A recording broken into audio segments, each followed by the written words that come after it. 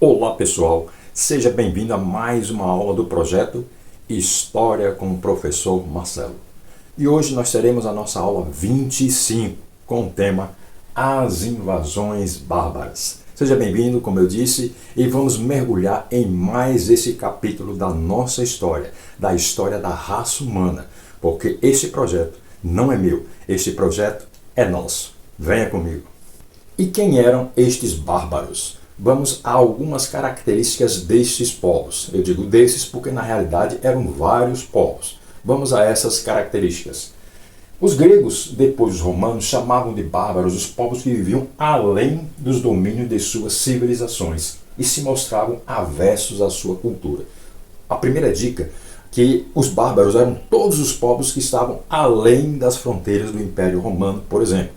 E quem não era romano, quem não era grego, eles consideravam como sendo bárbaros. Por quê? Porque tinham costumes diferentes, leis diferentes, línguas diferentes, religiosidade diferente. Por isso os romanos e os gregos chamavam esses povos de bárbaros, como uma forma de menosprezá-los, certo? Essa é a primeira dica. Em relação a Roma, bárbaros eram o povo não submetido ao império, que falavam língua adversa, ou seja, diferente, do latim e do grego, adotavam outras regras jurídicas e um modo de vida diferente do romano. Então era como se eles quisessem menosprezar esses povos. Não faz parte do nosso limite, né?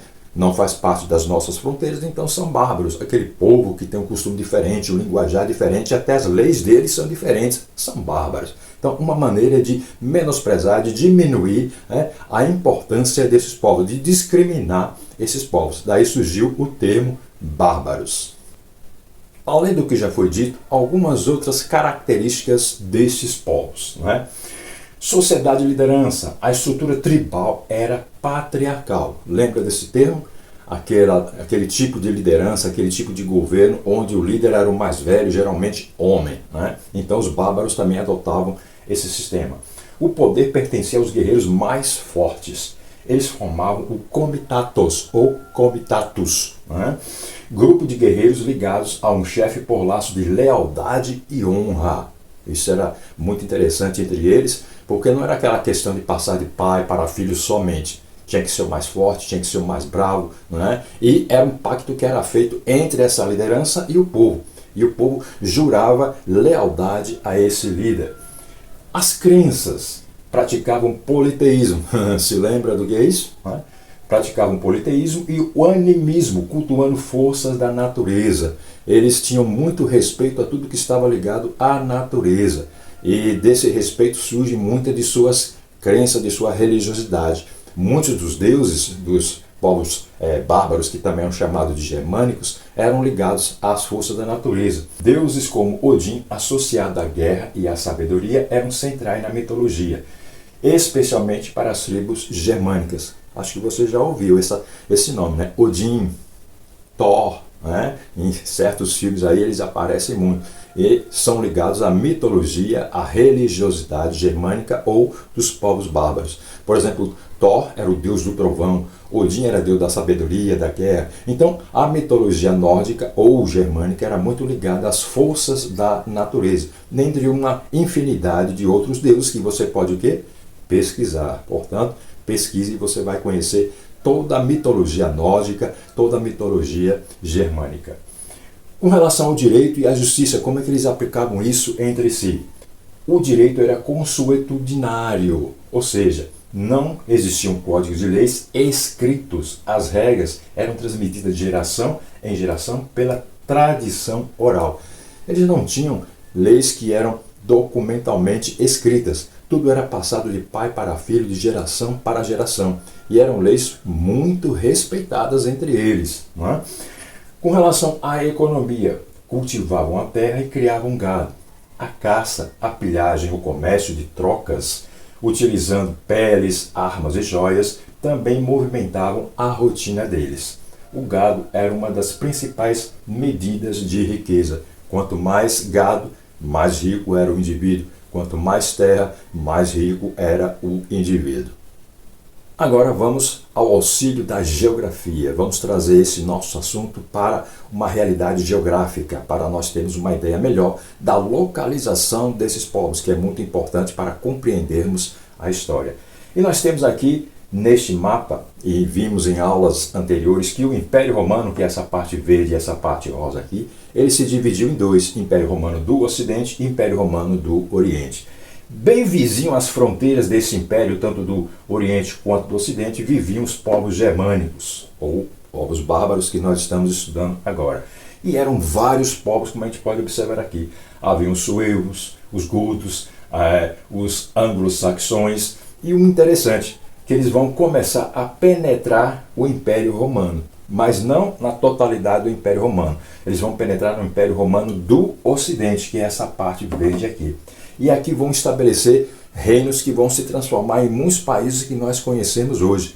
Mas o que foi que provocou, certo, essa entrada dos povos germânicos no Império Romano? Nós vamos chamar agora de invasões. Por que invasões? Porque durante muito tempo, bárbaros e romanos até viveram pacificamente. Inclusive, muitos dos povos bárbaros se alistavam nos exércitos romanos, né, para participar das batalhas dos romanos. Essa invasão, essa penetração, sem o consentimento das autoridades romanas, vai começar por alguns fatores. Por exemplo, aqui no cantinho nós temos os povos hunos, né? Esses hunos, eles vão começar a sair dessa região e penetrar essa parte central aqui, onde justamente viviam vários desses povos bárbaros. E vão empurrar os povos bárbaros para dentro da fronteira do Império Romano.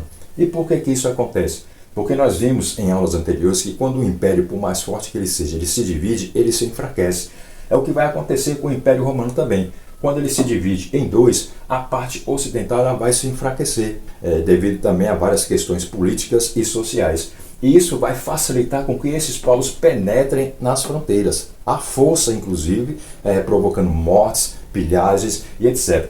Isso vai ser uma das causas, por exemplo, de um assunto futuro nosso, que é o feudalismo. Porque muitos dos ricos romanos que viviam aqui, eles vão abandonar as cidades para onde estavam penetrando esses povos germânicos e vão morar em suas fazendas, em suas propriedades rurais. Isso vai dar origem ao feudalismo. Mas o que nós podemos observar aqui é essa penetração forçada, ou seja, essa invasão propriamente dita, desses vários povos germânicos nas fronteiras do Império Romano do Ocidente. O Império Romano do Oriente vai permanecer ainda por cerca de 1000 anos, mas o Ocidente ele vai se esfacelar todo, ele vai se dividir todo entre esses povos germânicos. Vamos ver no próximo mapa. E como eu acabei de dizer, com essa invasão dos povos germânicos dentro das fronteiras do Império Romano do Ocidente, isso vai causar uma divisão do território ocidental do Império Romano. E a partir daí vão surgir reinos, né? O Império Romano ele vai se desintegrar e vão dar lugar aos reinos bárbaros ou aos reinos germânicos. Nós temos aqui alguns dos principais e vamos ver que muitos deles deram origem a países que nós conhecemos hoje. Por exemplo, aqui onde nós temos o reino dos francos, os povos francos invadiram e hoje nós chamamos de França, né? Temos aqui o reino dos alamanos. Alamanos lembra Alemanha. Daqui originou a Alemanha. Temos o reino, por exemplo, aqui dos visigodos. Os visigodos ocuparam a Península Ibérica, que hoje é ocupada por Portugal e Espanha. Então esses dois países têm origem justamente nesse processo de invasão dos povos bárbaros. Temos aqui, por exemplo, os anglo-saxões, dois povos que se juntaram e invadiram aqui essa parte continental e também essas ilhas. Os anglo-saxões deram origem à Grã-Bretanha, ao Reino Unido, à Inglaterra.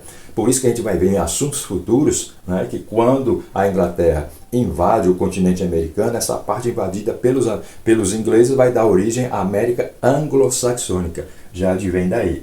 Então, o que nós podemos observar é que esses povos bárbaros, também chamados de eslavos, de germânicos, deram origem a muitos países que nós conhecemos hoje. Até o norte da África foi tomado pelos bárbaros e tornou-se o reino dos vândalos. Então, o que a gente pode observar foi essa fragmentação do Império Romano do Ocidente. É bom frisar isso daí. O Império Romano do Oriente, que é essa parte amarela aqui, ainda vai permanecer forte e coeso durante cerca de 1000 anos.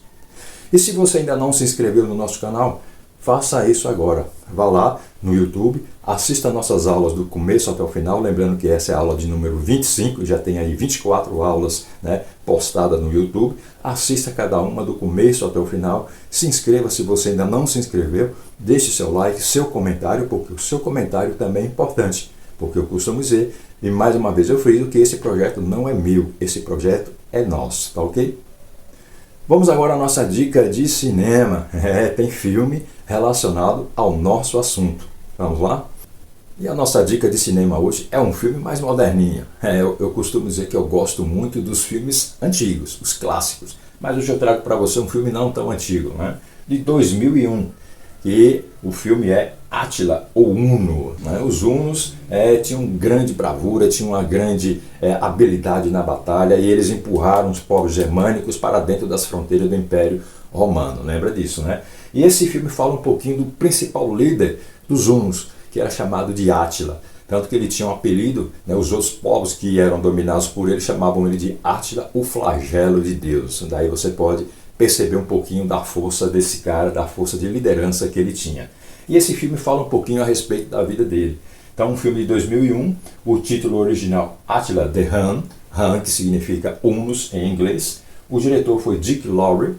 E o elenco principal, vou destacar apenas o ator que fez o papel de Átila, que é Gerard Butler, né? Ele atuou nesse filme como Átila o Huno, tá ok? Assista esse filme, pesquise se você ainda não assistiu. É um filme muito bom que retrata um pouco dos costumes desses povos, né? Do povo huno principalmente, e da forma como eles batalhavam e conquistavam aquilo que eles queriam, tá ok? Bom divertimento.